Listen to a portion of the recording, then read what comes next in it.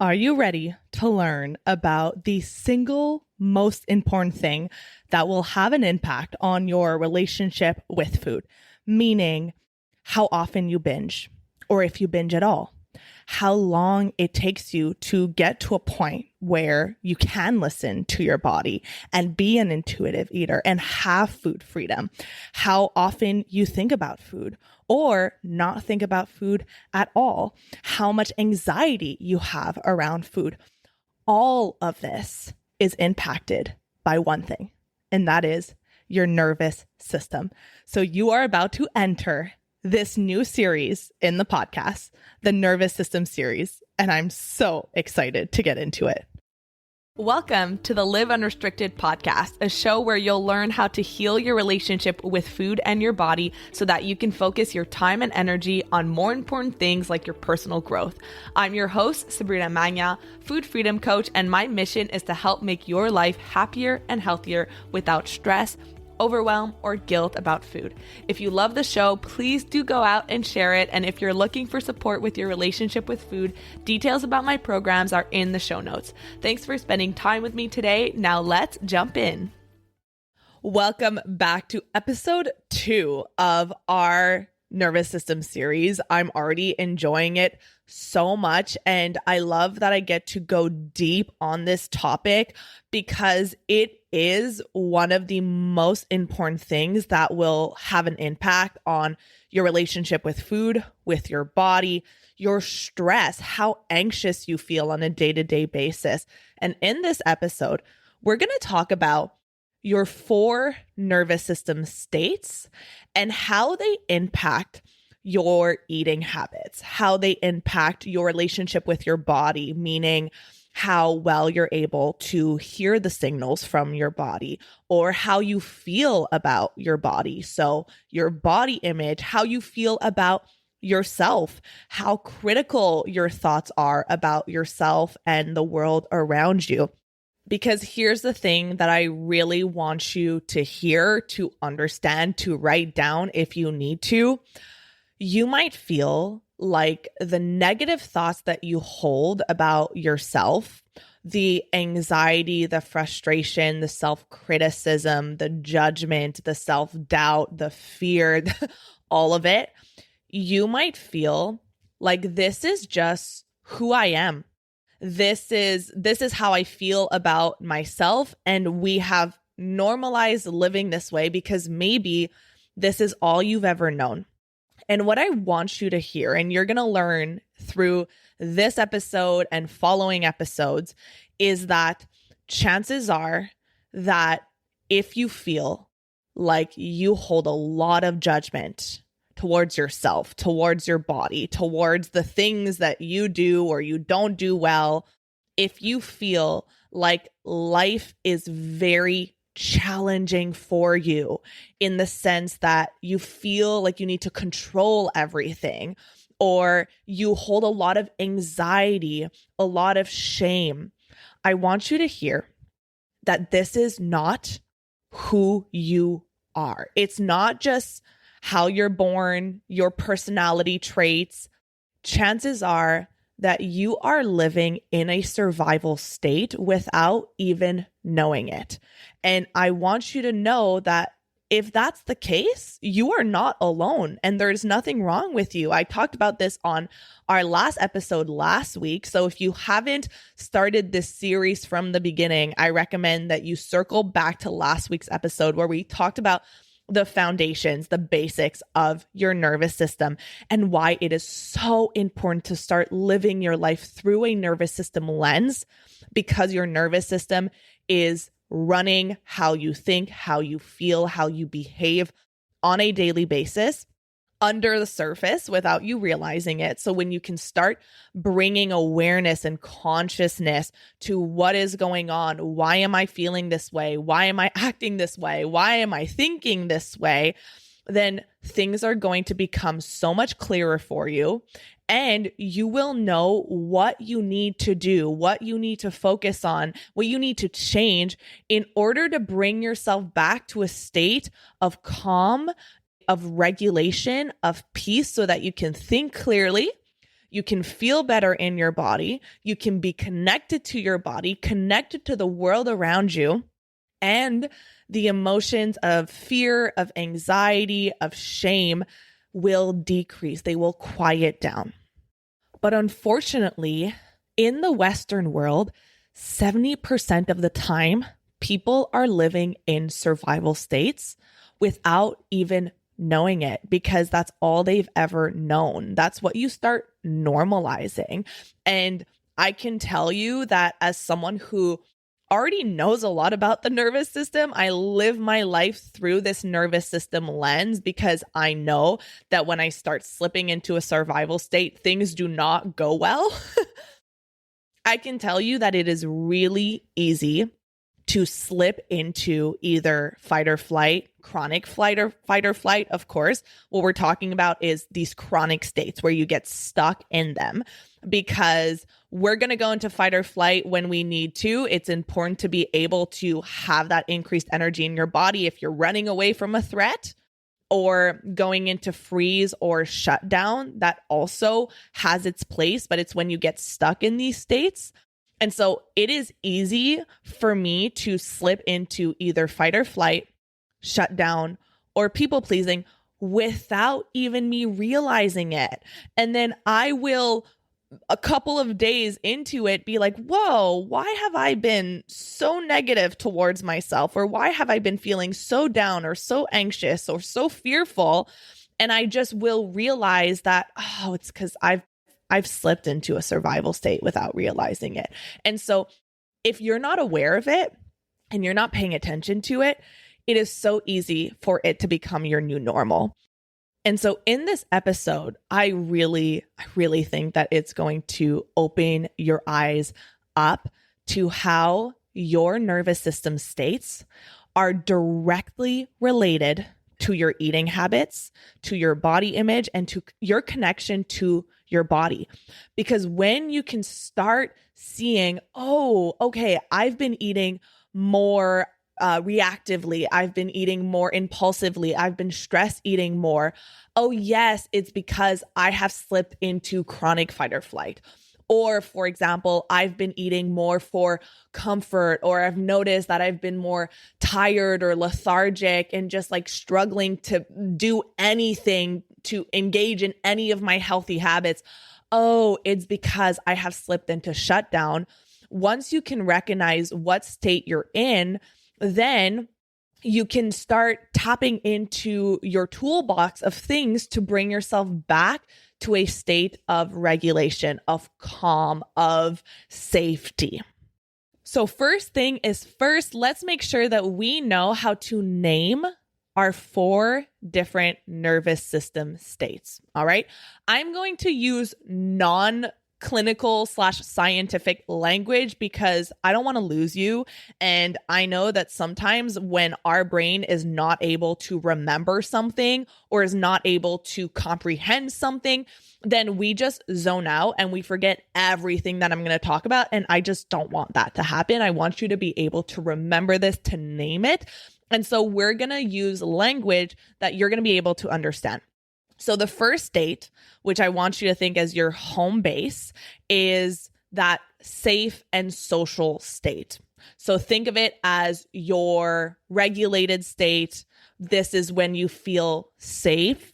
This is when you feel present. So we talked about this in my episode last week, but we talked about it in more general terms. And so today we're going to go deeper specifically on how it impacts your relationship with food and your body. So state 1, safe and social, also called regulated, present, whatever resonates with you. State 2 is when we start slipping into a survival state. This is fight or flight. Simple. That's it. State 3 is called shutdown. You might also call it freeze. And then state 4 is fawn. So also known as people pleasing. So when you're in that safe and social state, when you are regulated, some of its characteristics is that you feel safe, you feel grounded, you feel calm, you're able to think clearly. You are open to connection with yourself, with others, and with the world around you because you are not on this high alert of threats in the environment, in the people around you, in what might happen, what might get worse, what you can't control. I want you to think about a time where you have felt just present. You're not worried about the past or worried about the future. You're not thinking a million miles an hour. I can always place myself in nature when I'm in that state. I just feel there. I'm present. I'm grounded. I'm not thinking about much. And so in that state, some of the emotions that you feel are hope, optimism, like, yeah, things are good and things are going to be good and I'm going to be okay. You feel content. You feel joy. You feel curious. You feel grateful, and you are responsive rather than reactive. And you feel open, right? Open to have genuine connections with people around you. You're able to be vulnerable. You're able to feel close to others. You can trust others, right? When you're in a state of threat, when you feel like things are dangerous, you are less likely to trust others. But when you feel safe, you feel like you can open up. Now, you might be wondering, why is this important? And it's important because being in this state has a huge impact on food and on your connection with your body. When you're not constantly hypervigilant or worried about what might happen, your body feels safe, which means that it can send you signals clearly about what your needs are, how hungry you are, how full you are. It is much easier to eat intuitively, to honor your hunger and your fullness cues, to feel at peace with food and your body. When you're in that state, it's easier to be mindful and intentional with your choices, because when you're in that safe and social state, you have the ability to think long-term, to think about your goals, right? If we go back to what we talked about last week, we talked about how you can either be in creation or you can be in survival. And this is your creation state, because if you feel safe and you are not perceiving that things are getting worse or that things are out of your control, then you have the ability to think about the long-term projects of your life, to think about what habits you want to develop. It's not this minute-to-minute kind of state where you're just trying to get through the day. You can slow down, right? If we go back to that example of me being out in nature, my mind isn't racing a million miles an hour. I feel slow. I feel present. And I can think about, okay, what do I want a month from now, a year from now, 5 years from now, 10 years from now? And I think that a big reason why people feel like they are not engaging in the kind of habits and the kind of actions that they want to be engaging in that would make their future better, healthier, happier, is because you just don't have that capacity when you're in survival mode. When you're in survival mode, you're thinking like just one arm ahead. You're not thinking a month ahead, a year ahead, 10 years ahead. So when you're in that safe and social state, your connection with your body, your ability to hear its cues, your ability to eat more slowly, more intentionally, to not be as afraid of food or afraid of weight gain or afraid of what your body means about you, all of that gets regulated. And that is so important, because if you don't feel like there is a constant danger around food or urgency around food, then it doesn't feel reactive. It doesn't feel like, oh my God, I need to have this thing now and I don't care about the consequences.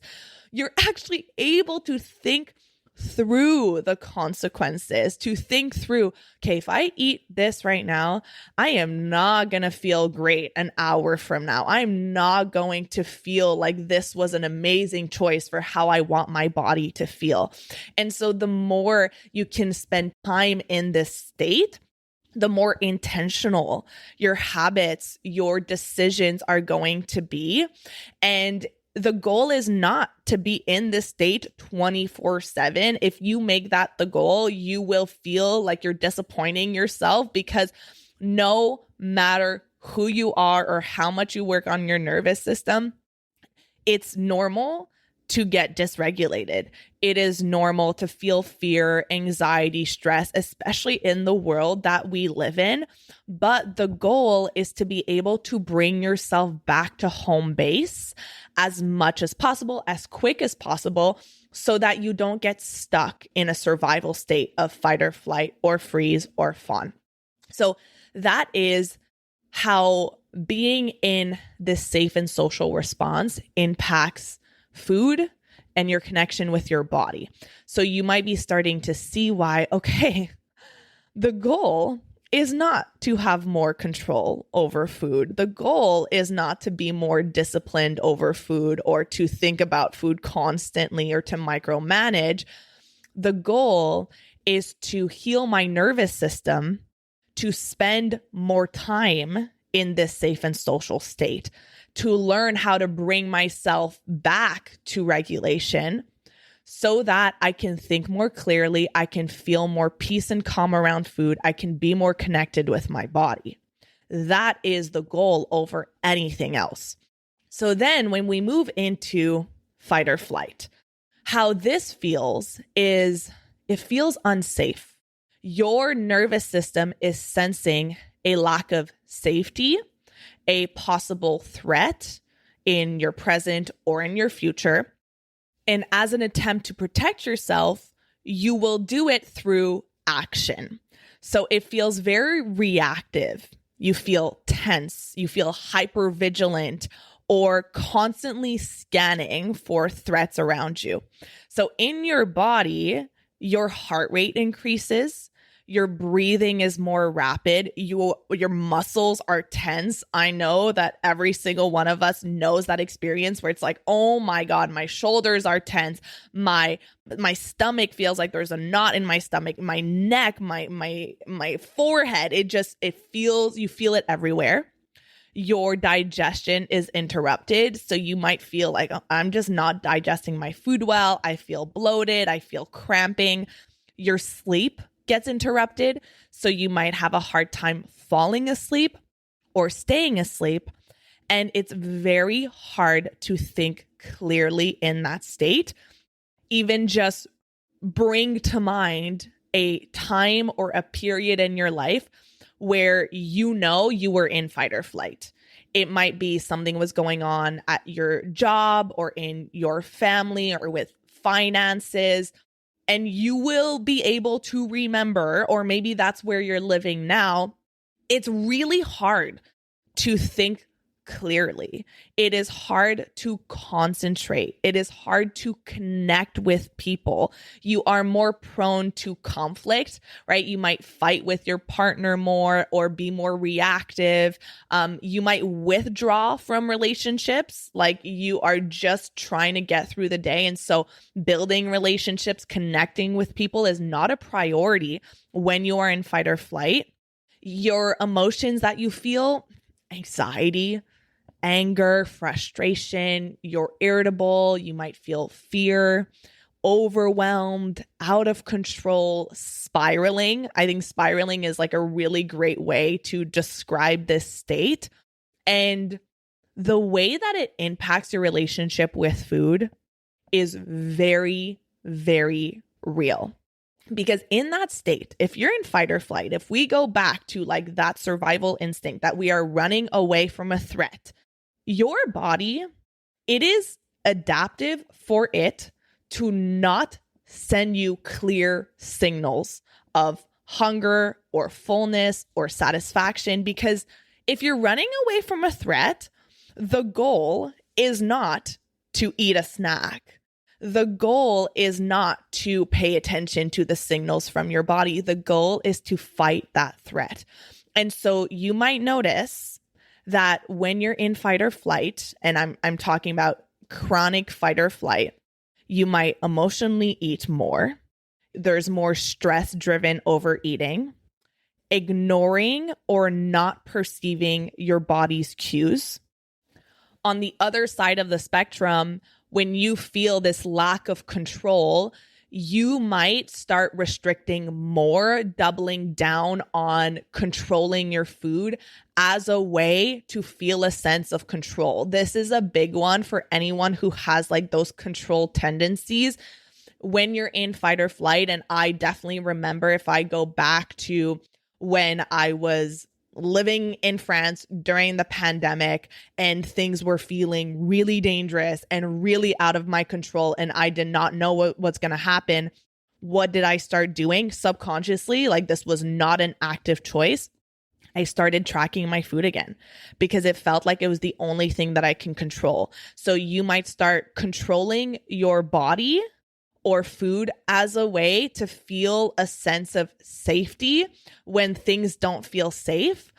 Another way that this can show up, when you're in fight or flight, you might reach for quick sources of energy, more impulsively, more reactively. So that can look like you're eating more sugar or more carbs or more caffeine. You're drinking more caffeine because, again, it's a survival state. And so in that survival state, you want energy to fight the threat.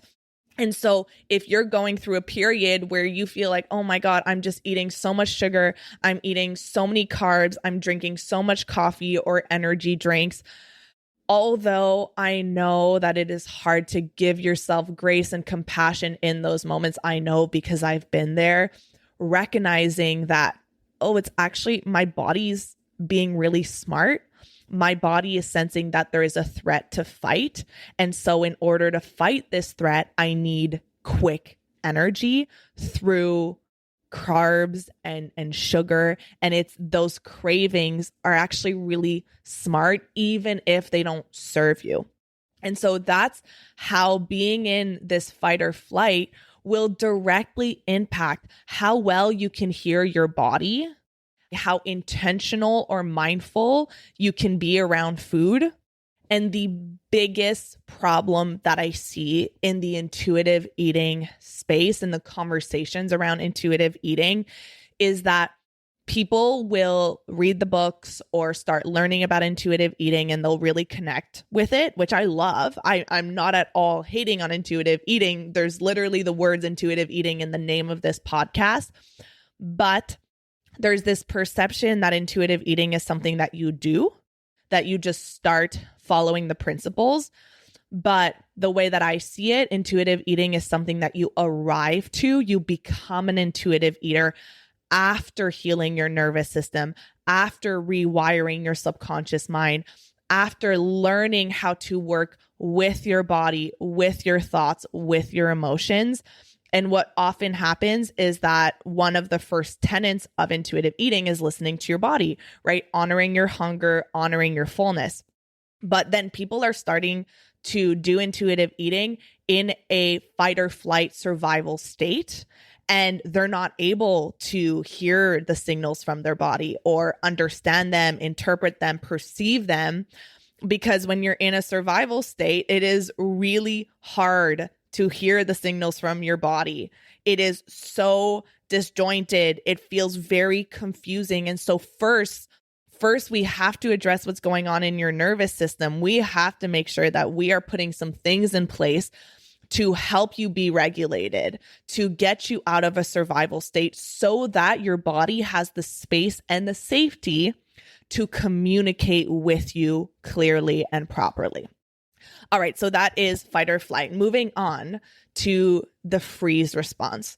So in this state, you feel unsafe, but as an attempt to protect yourself, you shut down, you disappear, you disconnect. in this state, there is an underactive energy in your body, also called hypoarousal. So you're going through the motions without much awareness. You're unable to think clearly or at all. You feel numb, you feel lethargic. You start to feel like the threat is too big for you to take on. So fighting the threat or running away from the threat is no longer an option. So you shut down, or should I say your nervous system shuts down. So your heart rate slows, your breathing becomes more shallow, your digestion slows down. There's this sense of heaviness in your body. And again, your sleep becomes interrupted, but it shows up as oversleeping or having a hard time waking up. So in this state, you feel hopeless, you feel despair, you feel sadness, unmotivated, stuck, a lot of shame. And notice how the energy is very different from when you're in fight or flight, where it's like, okay, gotta get going, like action, action, action. And it feels like it's moving very, very quickly. Here, it feels like you are moving through molasses. It's really, really heavy.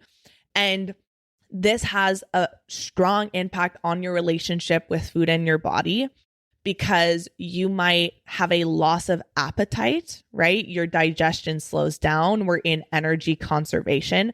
So a loss of appetite, or just the thought of making food, of preparing food, of feeding yourself, it just feels so overwhelming and so hard that you will do just the easiest options. So takeout, fast food, and it's not because there's something wrong with you. It's just that's all you have the capacity for, even though there might be part of your brain that knows that you're not going to feel good eating this way, that you want to eat differently, you want to make more nutritious choices, that more nutritious choices might actually feel better for your body.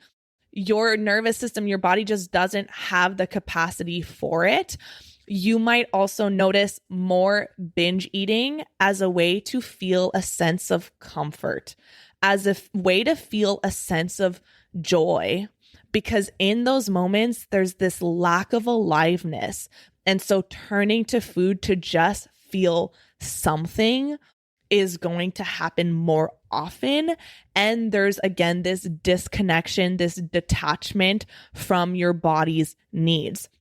Some people might even have a hard time taking a shower or engaging in self-care habits because it just all feels like a lot. So of course, it's going to impact your ability to take care of your body, to take care of your needs, to do things that you know would make you feel better. But in that moment, you just don't care. So when you're there, again, it's not about pushing yourself to have more discipline or caring more or trying harder, because your body doesn't have the capacity for it. And then every time you tell yourself or you shame yourself for not doing enough or being better, you're just creating more stress on your body that's bringing you further down into dysregulation. And then it feels like this whirlpool, this spiral that you can't get out of. And so shaming yourself or just trying to have more willpower when your nervous system doesn't have the capacity for it is not going to help. And that's why starting to look at your life and approach your relationship with food from this nervous system lens to say, okay, I've noticed that I'm here. What are some things that I can do to get more energy into my body? What are some things that I can do to tend to my nervous system? What's going on? What's the root cause? What's happening?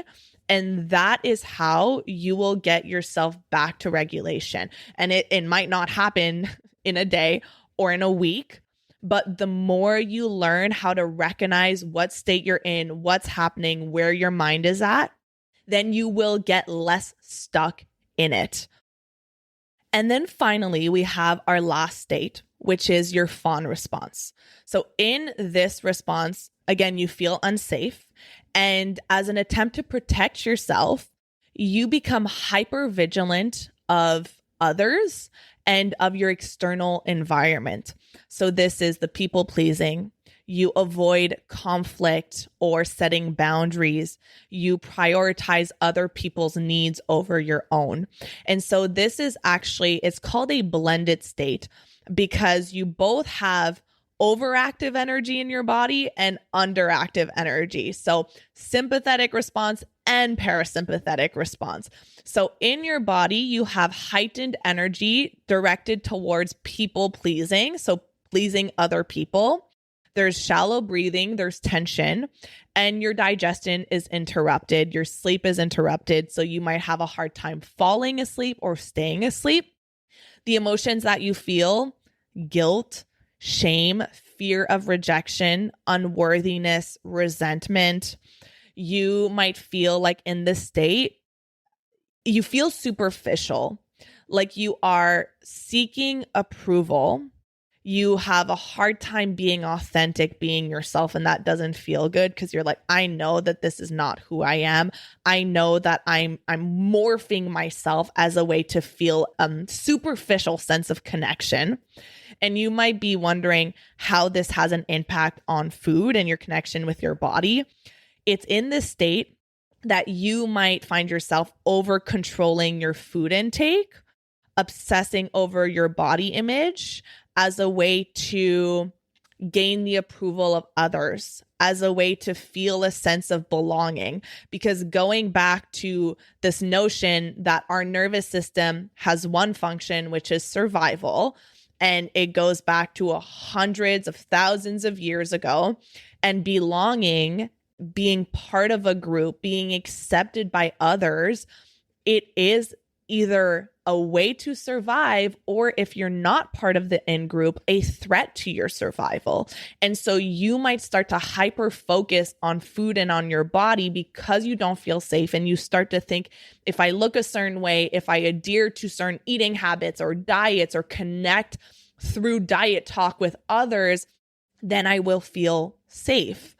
Another way that it can show up is you might say yes to eating certain things. I know that you all can think about those moments where you are with people, food pushers, for example, who they serve you food, they push food on you.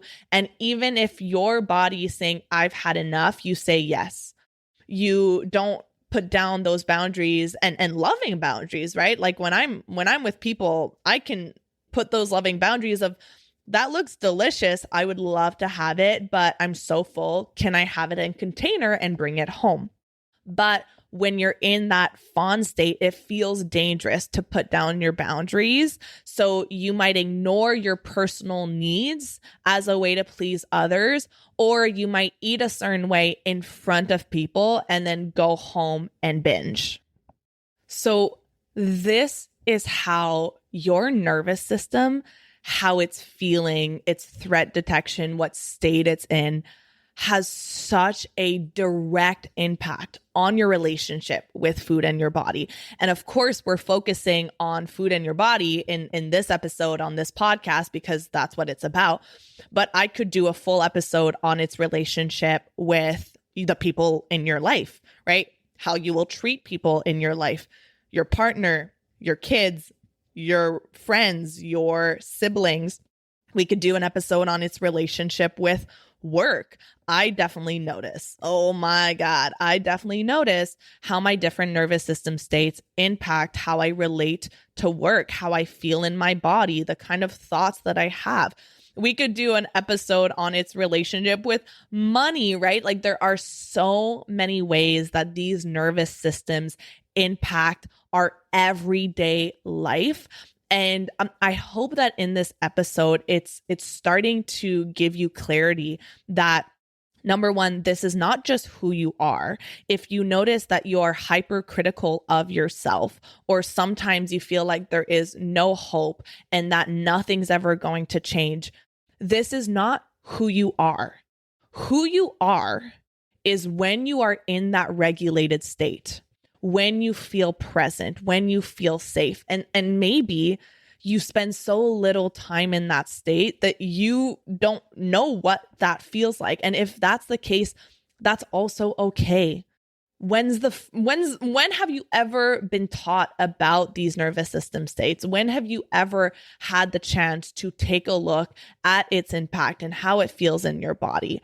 Chances are never, because I can tell you, I was never taught this. I invested in so many programs and coaches where I got to receive this education, and it completely changed my life. But this is not who you are. When we talk about these survival states, because we live in a world where they are so common, we think they're normal, right? Like, oh yeah, I'm always anxious, or I'm always depressed. But I want you to understand that these are altered states, meaning you are not being who you really are when you are just trying to survive. And the goal is to, first of all, increase your capacity to handle the stressors in your life without going into shutdown or without going into fight or flight. So increasing your capacity to handle stress and to handle overwhelm, but it's also developing the tools and the skills to bring yourself back to regulation, to know what your nervous system needs, what I call your nervous system formula, what works for you, not necessarily what works for other people, because just in the same way that everyone's body is different, everyone's life is different, well, everyone's nervous system is different. And so what works for me is not necessarily going to be what works for you. But noticing, recognizing that, okay, I'm in fight or flight. This is why I'm experiencing this with food, this with my body, this with work. I hope that it can reduce some of the shame of thinking that, oh, there's something wrong with me, I'm a failure. And I also want to make sure that you understand that just because being in survival states can currently impact your relationship with food and your body, when you start doing this big picture work on both your nervous system and on your relationship with food and your body, that's not going to happen as much or at all. So what I mean by that is I still go into fight or flight. I still go into shutdown. I'm not a huge people pleaser. I'm sure I do it without even realizing at times, but I definitely, fight or flight is like my main one. And when I'm in fight or flight now, it does not impact my eating habits. It does not impact my ability to listen to my body because I've done that foundational work. So understanding now that because there might still be some things there for you to look at, then there is an impact on eating and on your body, but it doesn't have to be that way forever.